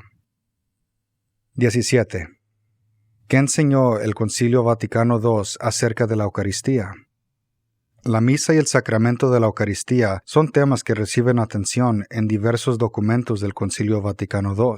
Por ejemplo, la Constitución sobre la Sagrada Liturgia, Sacrosanctum Concilium, enseña que la Eucaristía ocupa un lugar central en la vida de la Iglesia. Dice: la liturgia es la cumbre a la cual tiende la actividad de la Iglesia y al mismo tiempo la fuente de donde emana toda su fuerza. Pues los trabajos apostólicos se ordenan a que, una vez hechos hijos de Dios por la fe y el bautismo, todos se reúnan para alabar a Dios en medio de la Iglesia, participen en el sacrificio y coman la cena del Señor. El decreto sobre el ministerio y la vida de los presbíteros, Presbyterium Ordinaris, también afirma la singularidad y la centralidad de este sacramento. Dice: los demás sacramentos, al igual que todos los ministerios eclesiásticos y las obras del apostolado, están unidos con la Eucaristía y hacia ella se ordenan.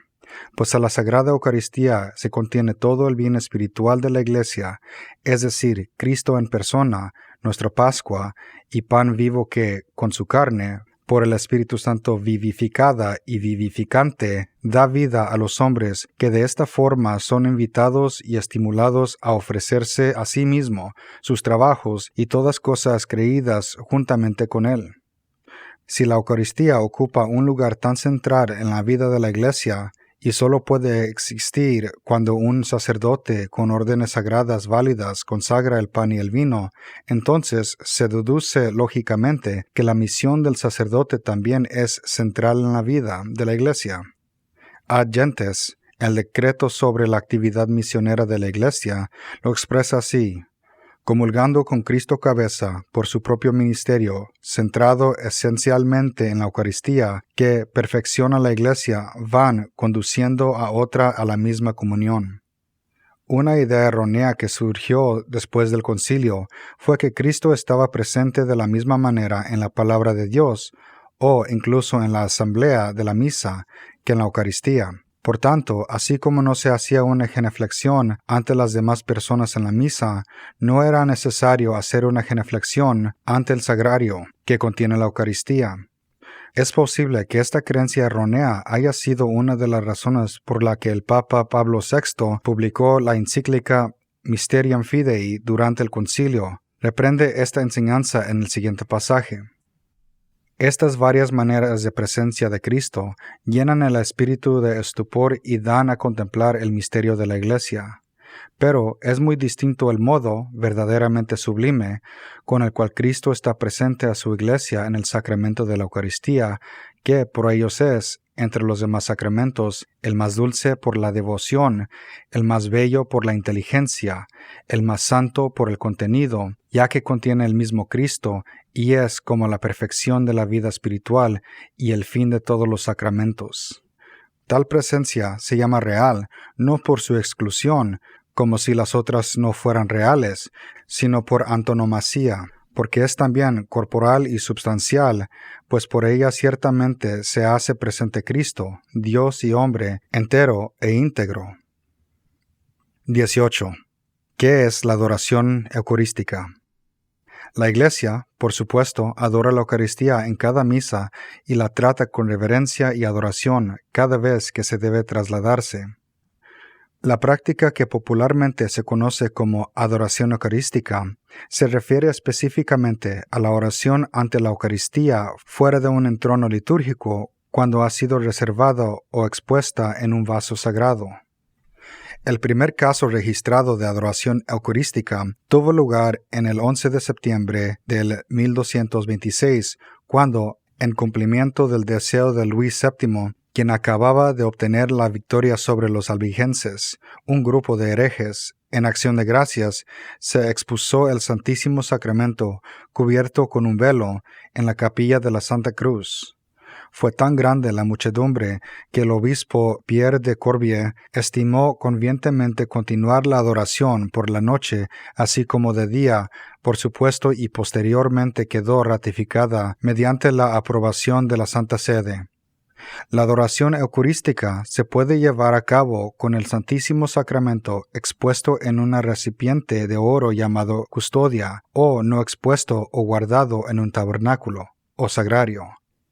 La palabra tabernáculo significa morada. En el judaísmo incluso existe la fiesta de los tabernáculos, que también se conoce como la fiesta de las tiendas, o en hebreo, Sukkot. En una parte de la fiesta se erigen chozas temporales en honor de las tiendas en las que los israelitas habitaron durante su paso por el desierto. Es apropiado, pues, que la Eucaristía tenga su propia morada en forma de tabernáculo. Conforme con el Código de Derecho Canónico, el sagrario en el que se reserva la Santísima Eucaristía ha de estar colocado en una parte de la iglesia u oratorio verdaderamente noble, destacada, convenientemente adornada y apropiada para la oración. También debe ser inamovible, hecho de materia sólida, no transparente, y cerrado de manera que se evite al máximo el peligro de profanación. El Código de Derecho Canónico agrega: ante el sagrario en la que está reservada la Santísima Eucaristía, ha de lucir constantemente una lámpara especial con la que se indique y honre la presencia de Cristo. Según la introducción general, debe ser una lámpara que se alimenta con aceite o cera, con la que se indique y se honra la presencia de Cristo. Esto significa que, por lo general, la lámpara no debe ser un foco o una vela eléctrica, aunque estos objetos no están explícitamente prohibidos. Tradicionalmente se utiliza una lámpara roja, pero no existe una ley o un precepto litúrgico que exige que sea de un color determinado.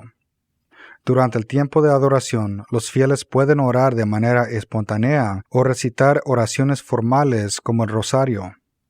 Sin embargo, la Eucaristía no se puede exponer con el único fin de recitar oraciones formales.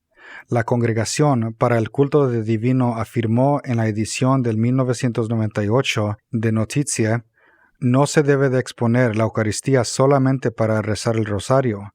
Sin embargo, entre las oraciones que se usan durante la adoración, ciertamente pueden incluirse el rezo del rosario, enfatizando los aspectos cristológicos con lecturas bíblicas relacionadas a los misterios y proporcionando tiempo para la adoración silenciosa y la meditación sobre ellos.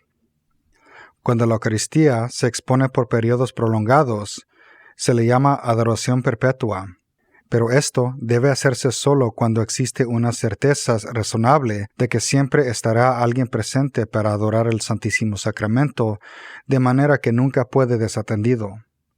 Redemptionis Sacramentum indica que el Santísimo Sacramento nunca debe permanecer expuesto sin suficiente vigilancia, ni siquiera por un tiempo muy breve. Por lo tanto, hágase de tal forma que, en momentos determinados, siempre estén presentes algunos fieles al menos por turno. 19. ¿Ha habido milagros relacionados con la Eucaristía? Aunque no ha habido milagros eucarísticos que la Iglesia requiere que los católicos crean como artículos de fe, sí ha habido informes de milagros que la Iglesia ha investigado y juzgado que pueden ser aceptados por los católicos. A continuación, enumeramos algunos de ellos. Lanciano, Italia, siglo VIII. Durante la misa, el pan y el vino se convirtieron en sangre.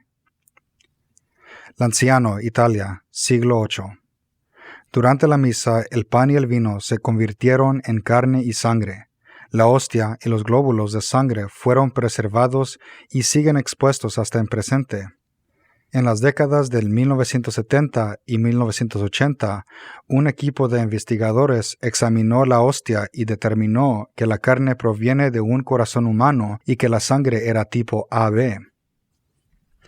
Bolsena u Orvieto, Italia, 1263.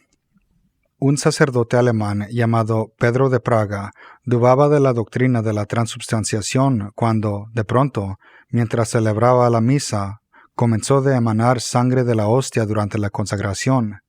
El Papa Urbano IX abrió una investigación del asunto y lo declaró auténtico.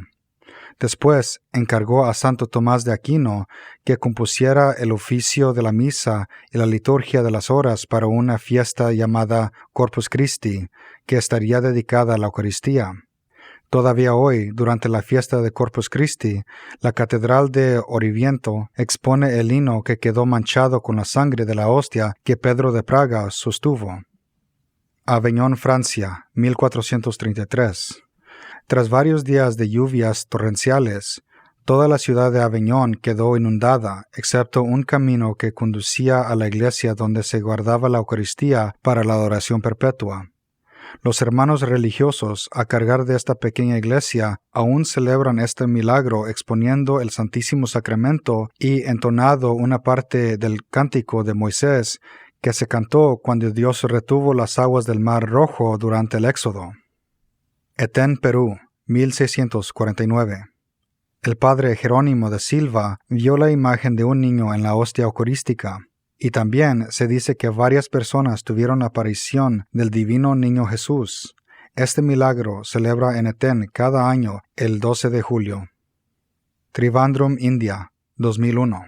El padre Johnson Carur vio que, mientras celebraba la misa, aparecieron 3 puntos en la Eucaristía y, más tarde, un rostro humano. En una entrevista, el padre Carur dijo: «No tuve las fuerzas para decir nada a los fieles. Me mantuve apartado durante algún tiempo. No podía contener las lágrimas. Durante la adoración teníamos la costumbre de leer una cita de la Sagrada Escritura y reflexionar sobre ella. El pasaje que me tocó ese día sobre abrir la Biblia fue Juan 20, 24 a 29, en la que Jesús se aparece a San Tomás y le muestra sus heridas». Por último, es importante recordar que en cada misa se produce un milagro, aunque no podemos percibirlo. Esto se debe a que, luego que la consagración, la substancia del pan y del vino deja de existir y la substancia por la substancia del cuerpo y la sangre de Cristo. 20. ¿Cómo puedo desarrollar una mayor devoción a la Eucaristía?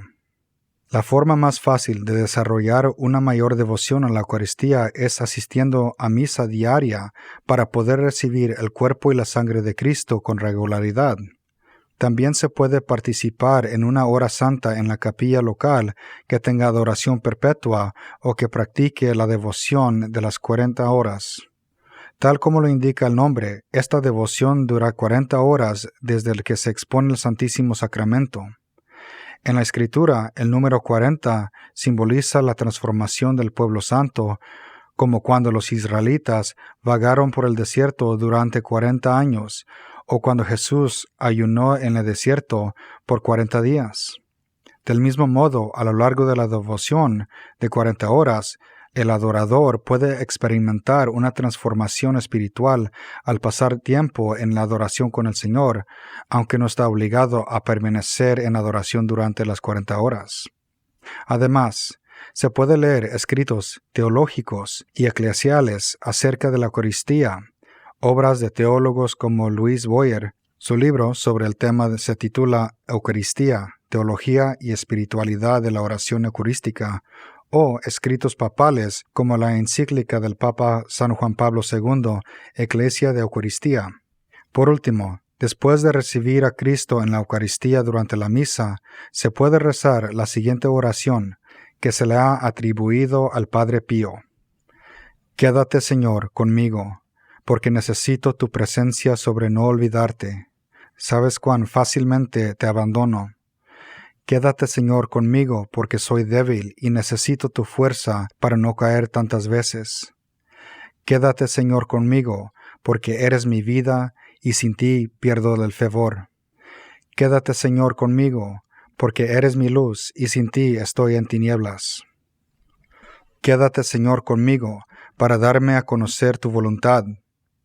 Quédate, Señor, conmigo, para que oiga tu voz y te siga. Quédate, Señor, conmigo, pues deseo amarte mucho y estar siempre en tu compañía. Quédate, Señor, conmigo, si quieres que te sea fiel. Quédate, Señor, conmigo, porque por más pobre que sea mi alma, deseo que sea parte de ti en lugar de consuelo, un nido de amor. Quédate, Señor, conmigo, pues se hace tarde, y el día se acaba, y la vida pasa, y la muerte, y el juicio, y la eternidad se acercan. Es necesario que renueve mi fuerza para que no me detenga en el camino, y para eso te necesito. Se hace tarde y la muerte se acerca. Temo la oscuridad, las tentaciones, las aridez, la cruz, los sufrimientos. Oh, cuánto te necesito, Jesús mío, en esta noche de exilio.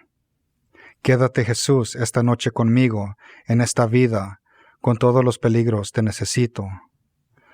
Haz que, como tus discípulos, te reconozca en la fracción del pan, para que la comunión eucarística sea la luz que dispía las tinieblas, la fuerza que me sostiene, la única alegría de mi corazón. Quédate, Señor, conmigo, porque en la hora de mi muerte quiero permanecer unido a ti, sino por la comunión, al menos por la gracia y el amor. Quédate, Jesús, conmigo. No pido consuelo divino, porque no lo merezco, pero el don de tu presencia, eso sí te pido. Quédate, Señor, conmigo, pues solamente a ti te busco. Tu amor, tu gracia, tu voluntad, tu corazón, tu espíritu, porque te amo y no pido otra recompensa sino amarte cada vez más. Te amaré con todo mi corazón, con un amor firme, mientras esté en esta tierra, y te seguiré amando con un amor perfecto por toda la eternidad. Amén.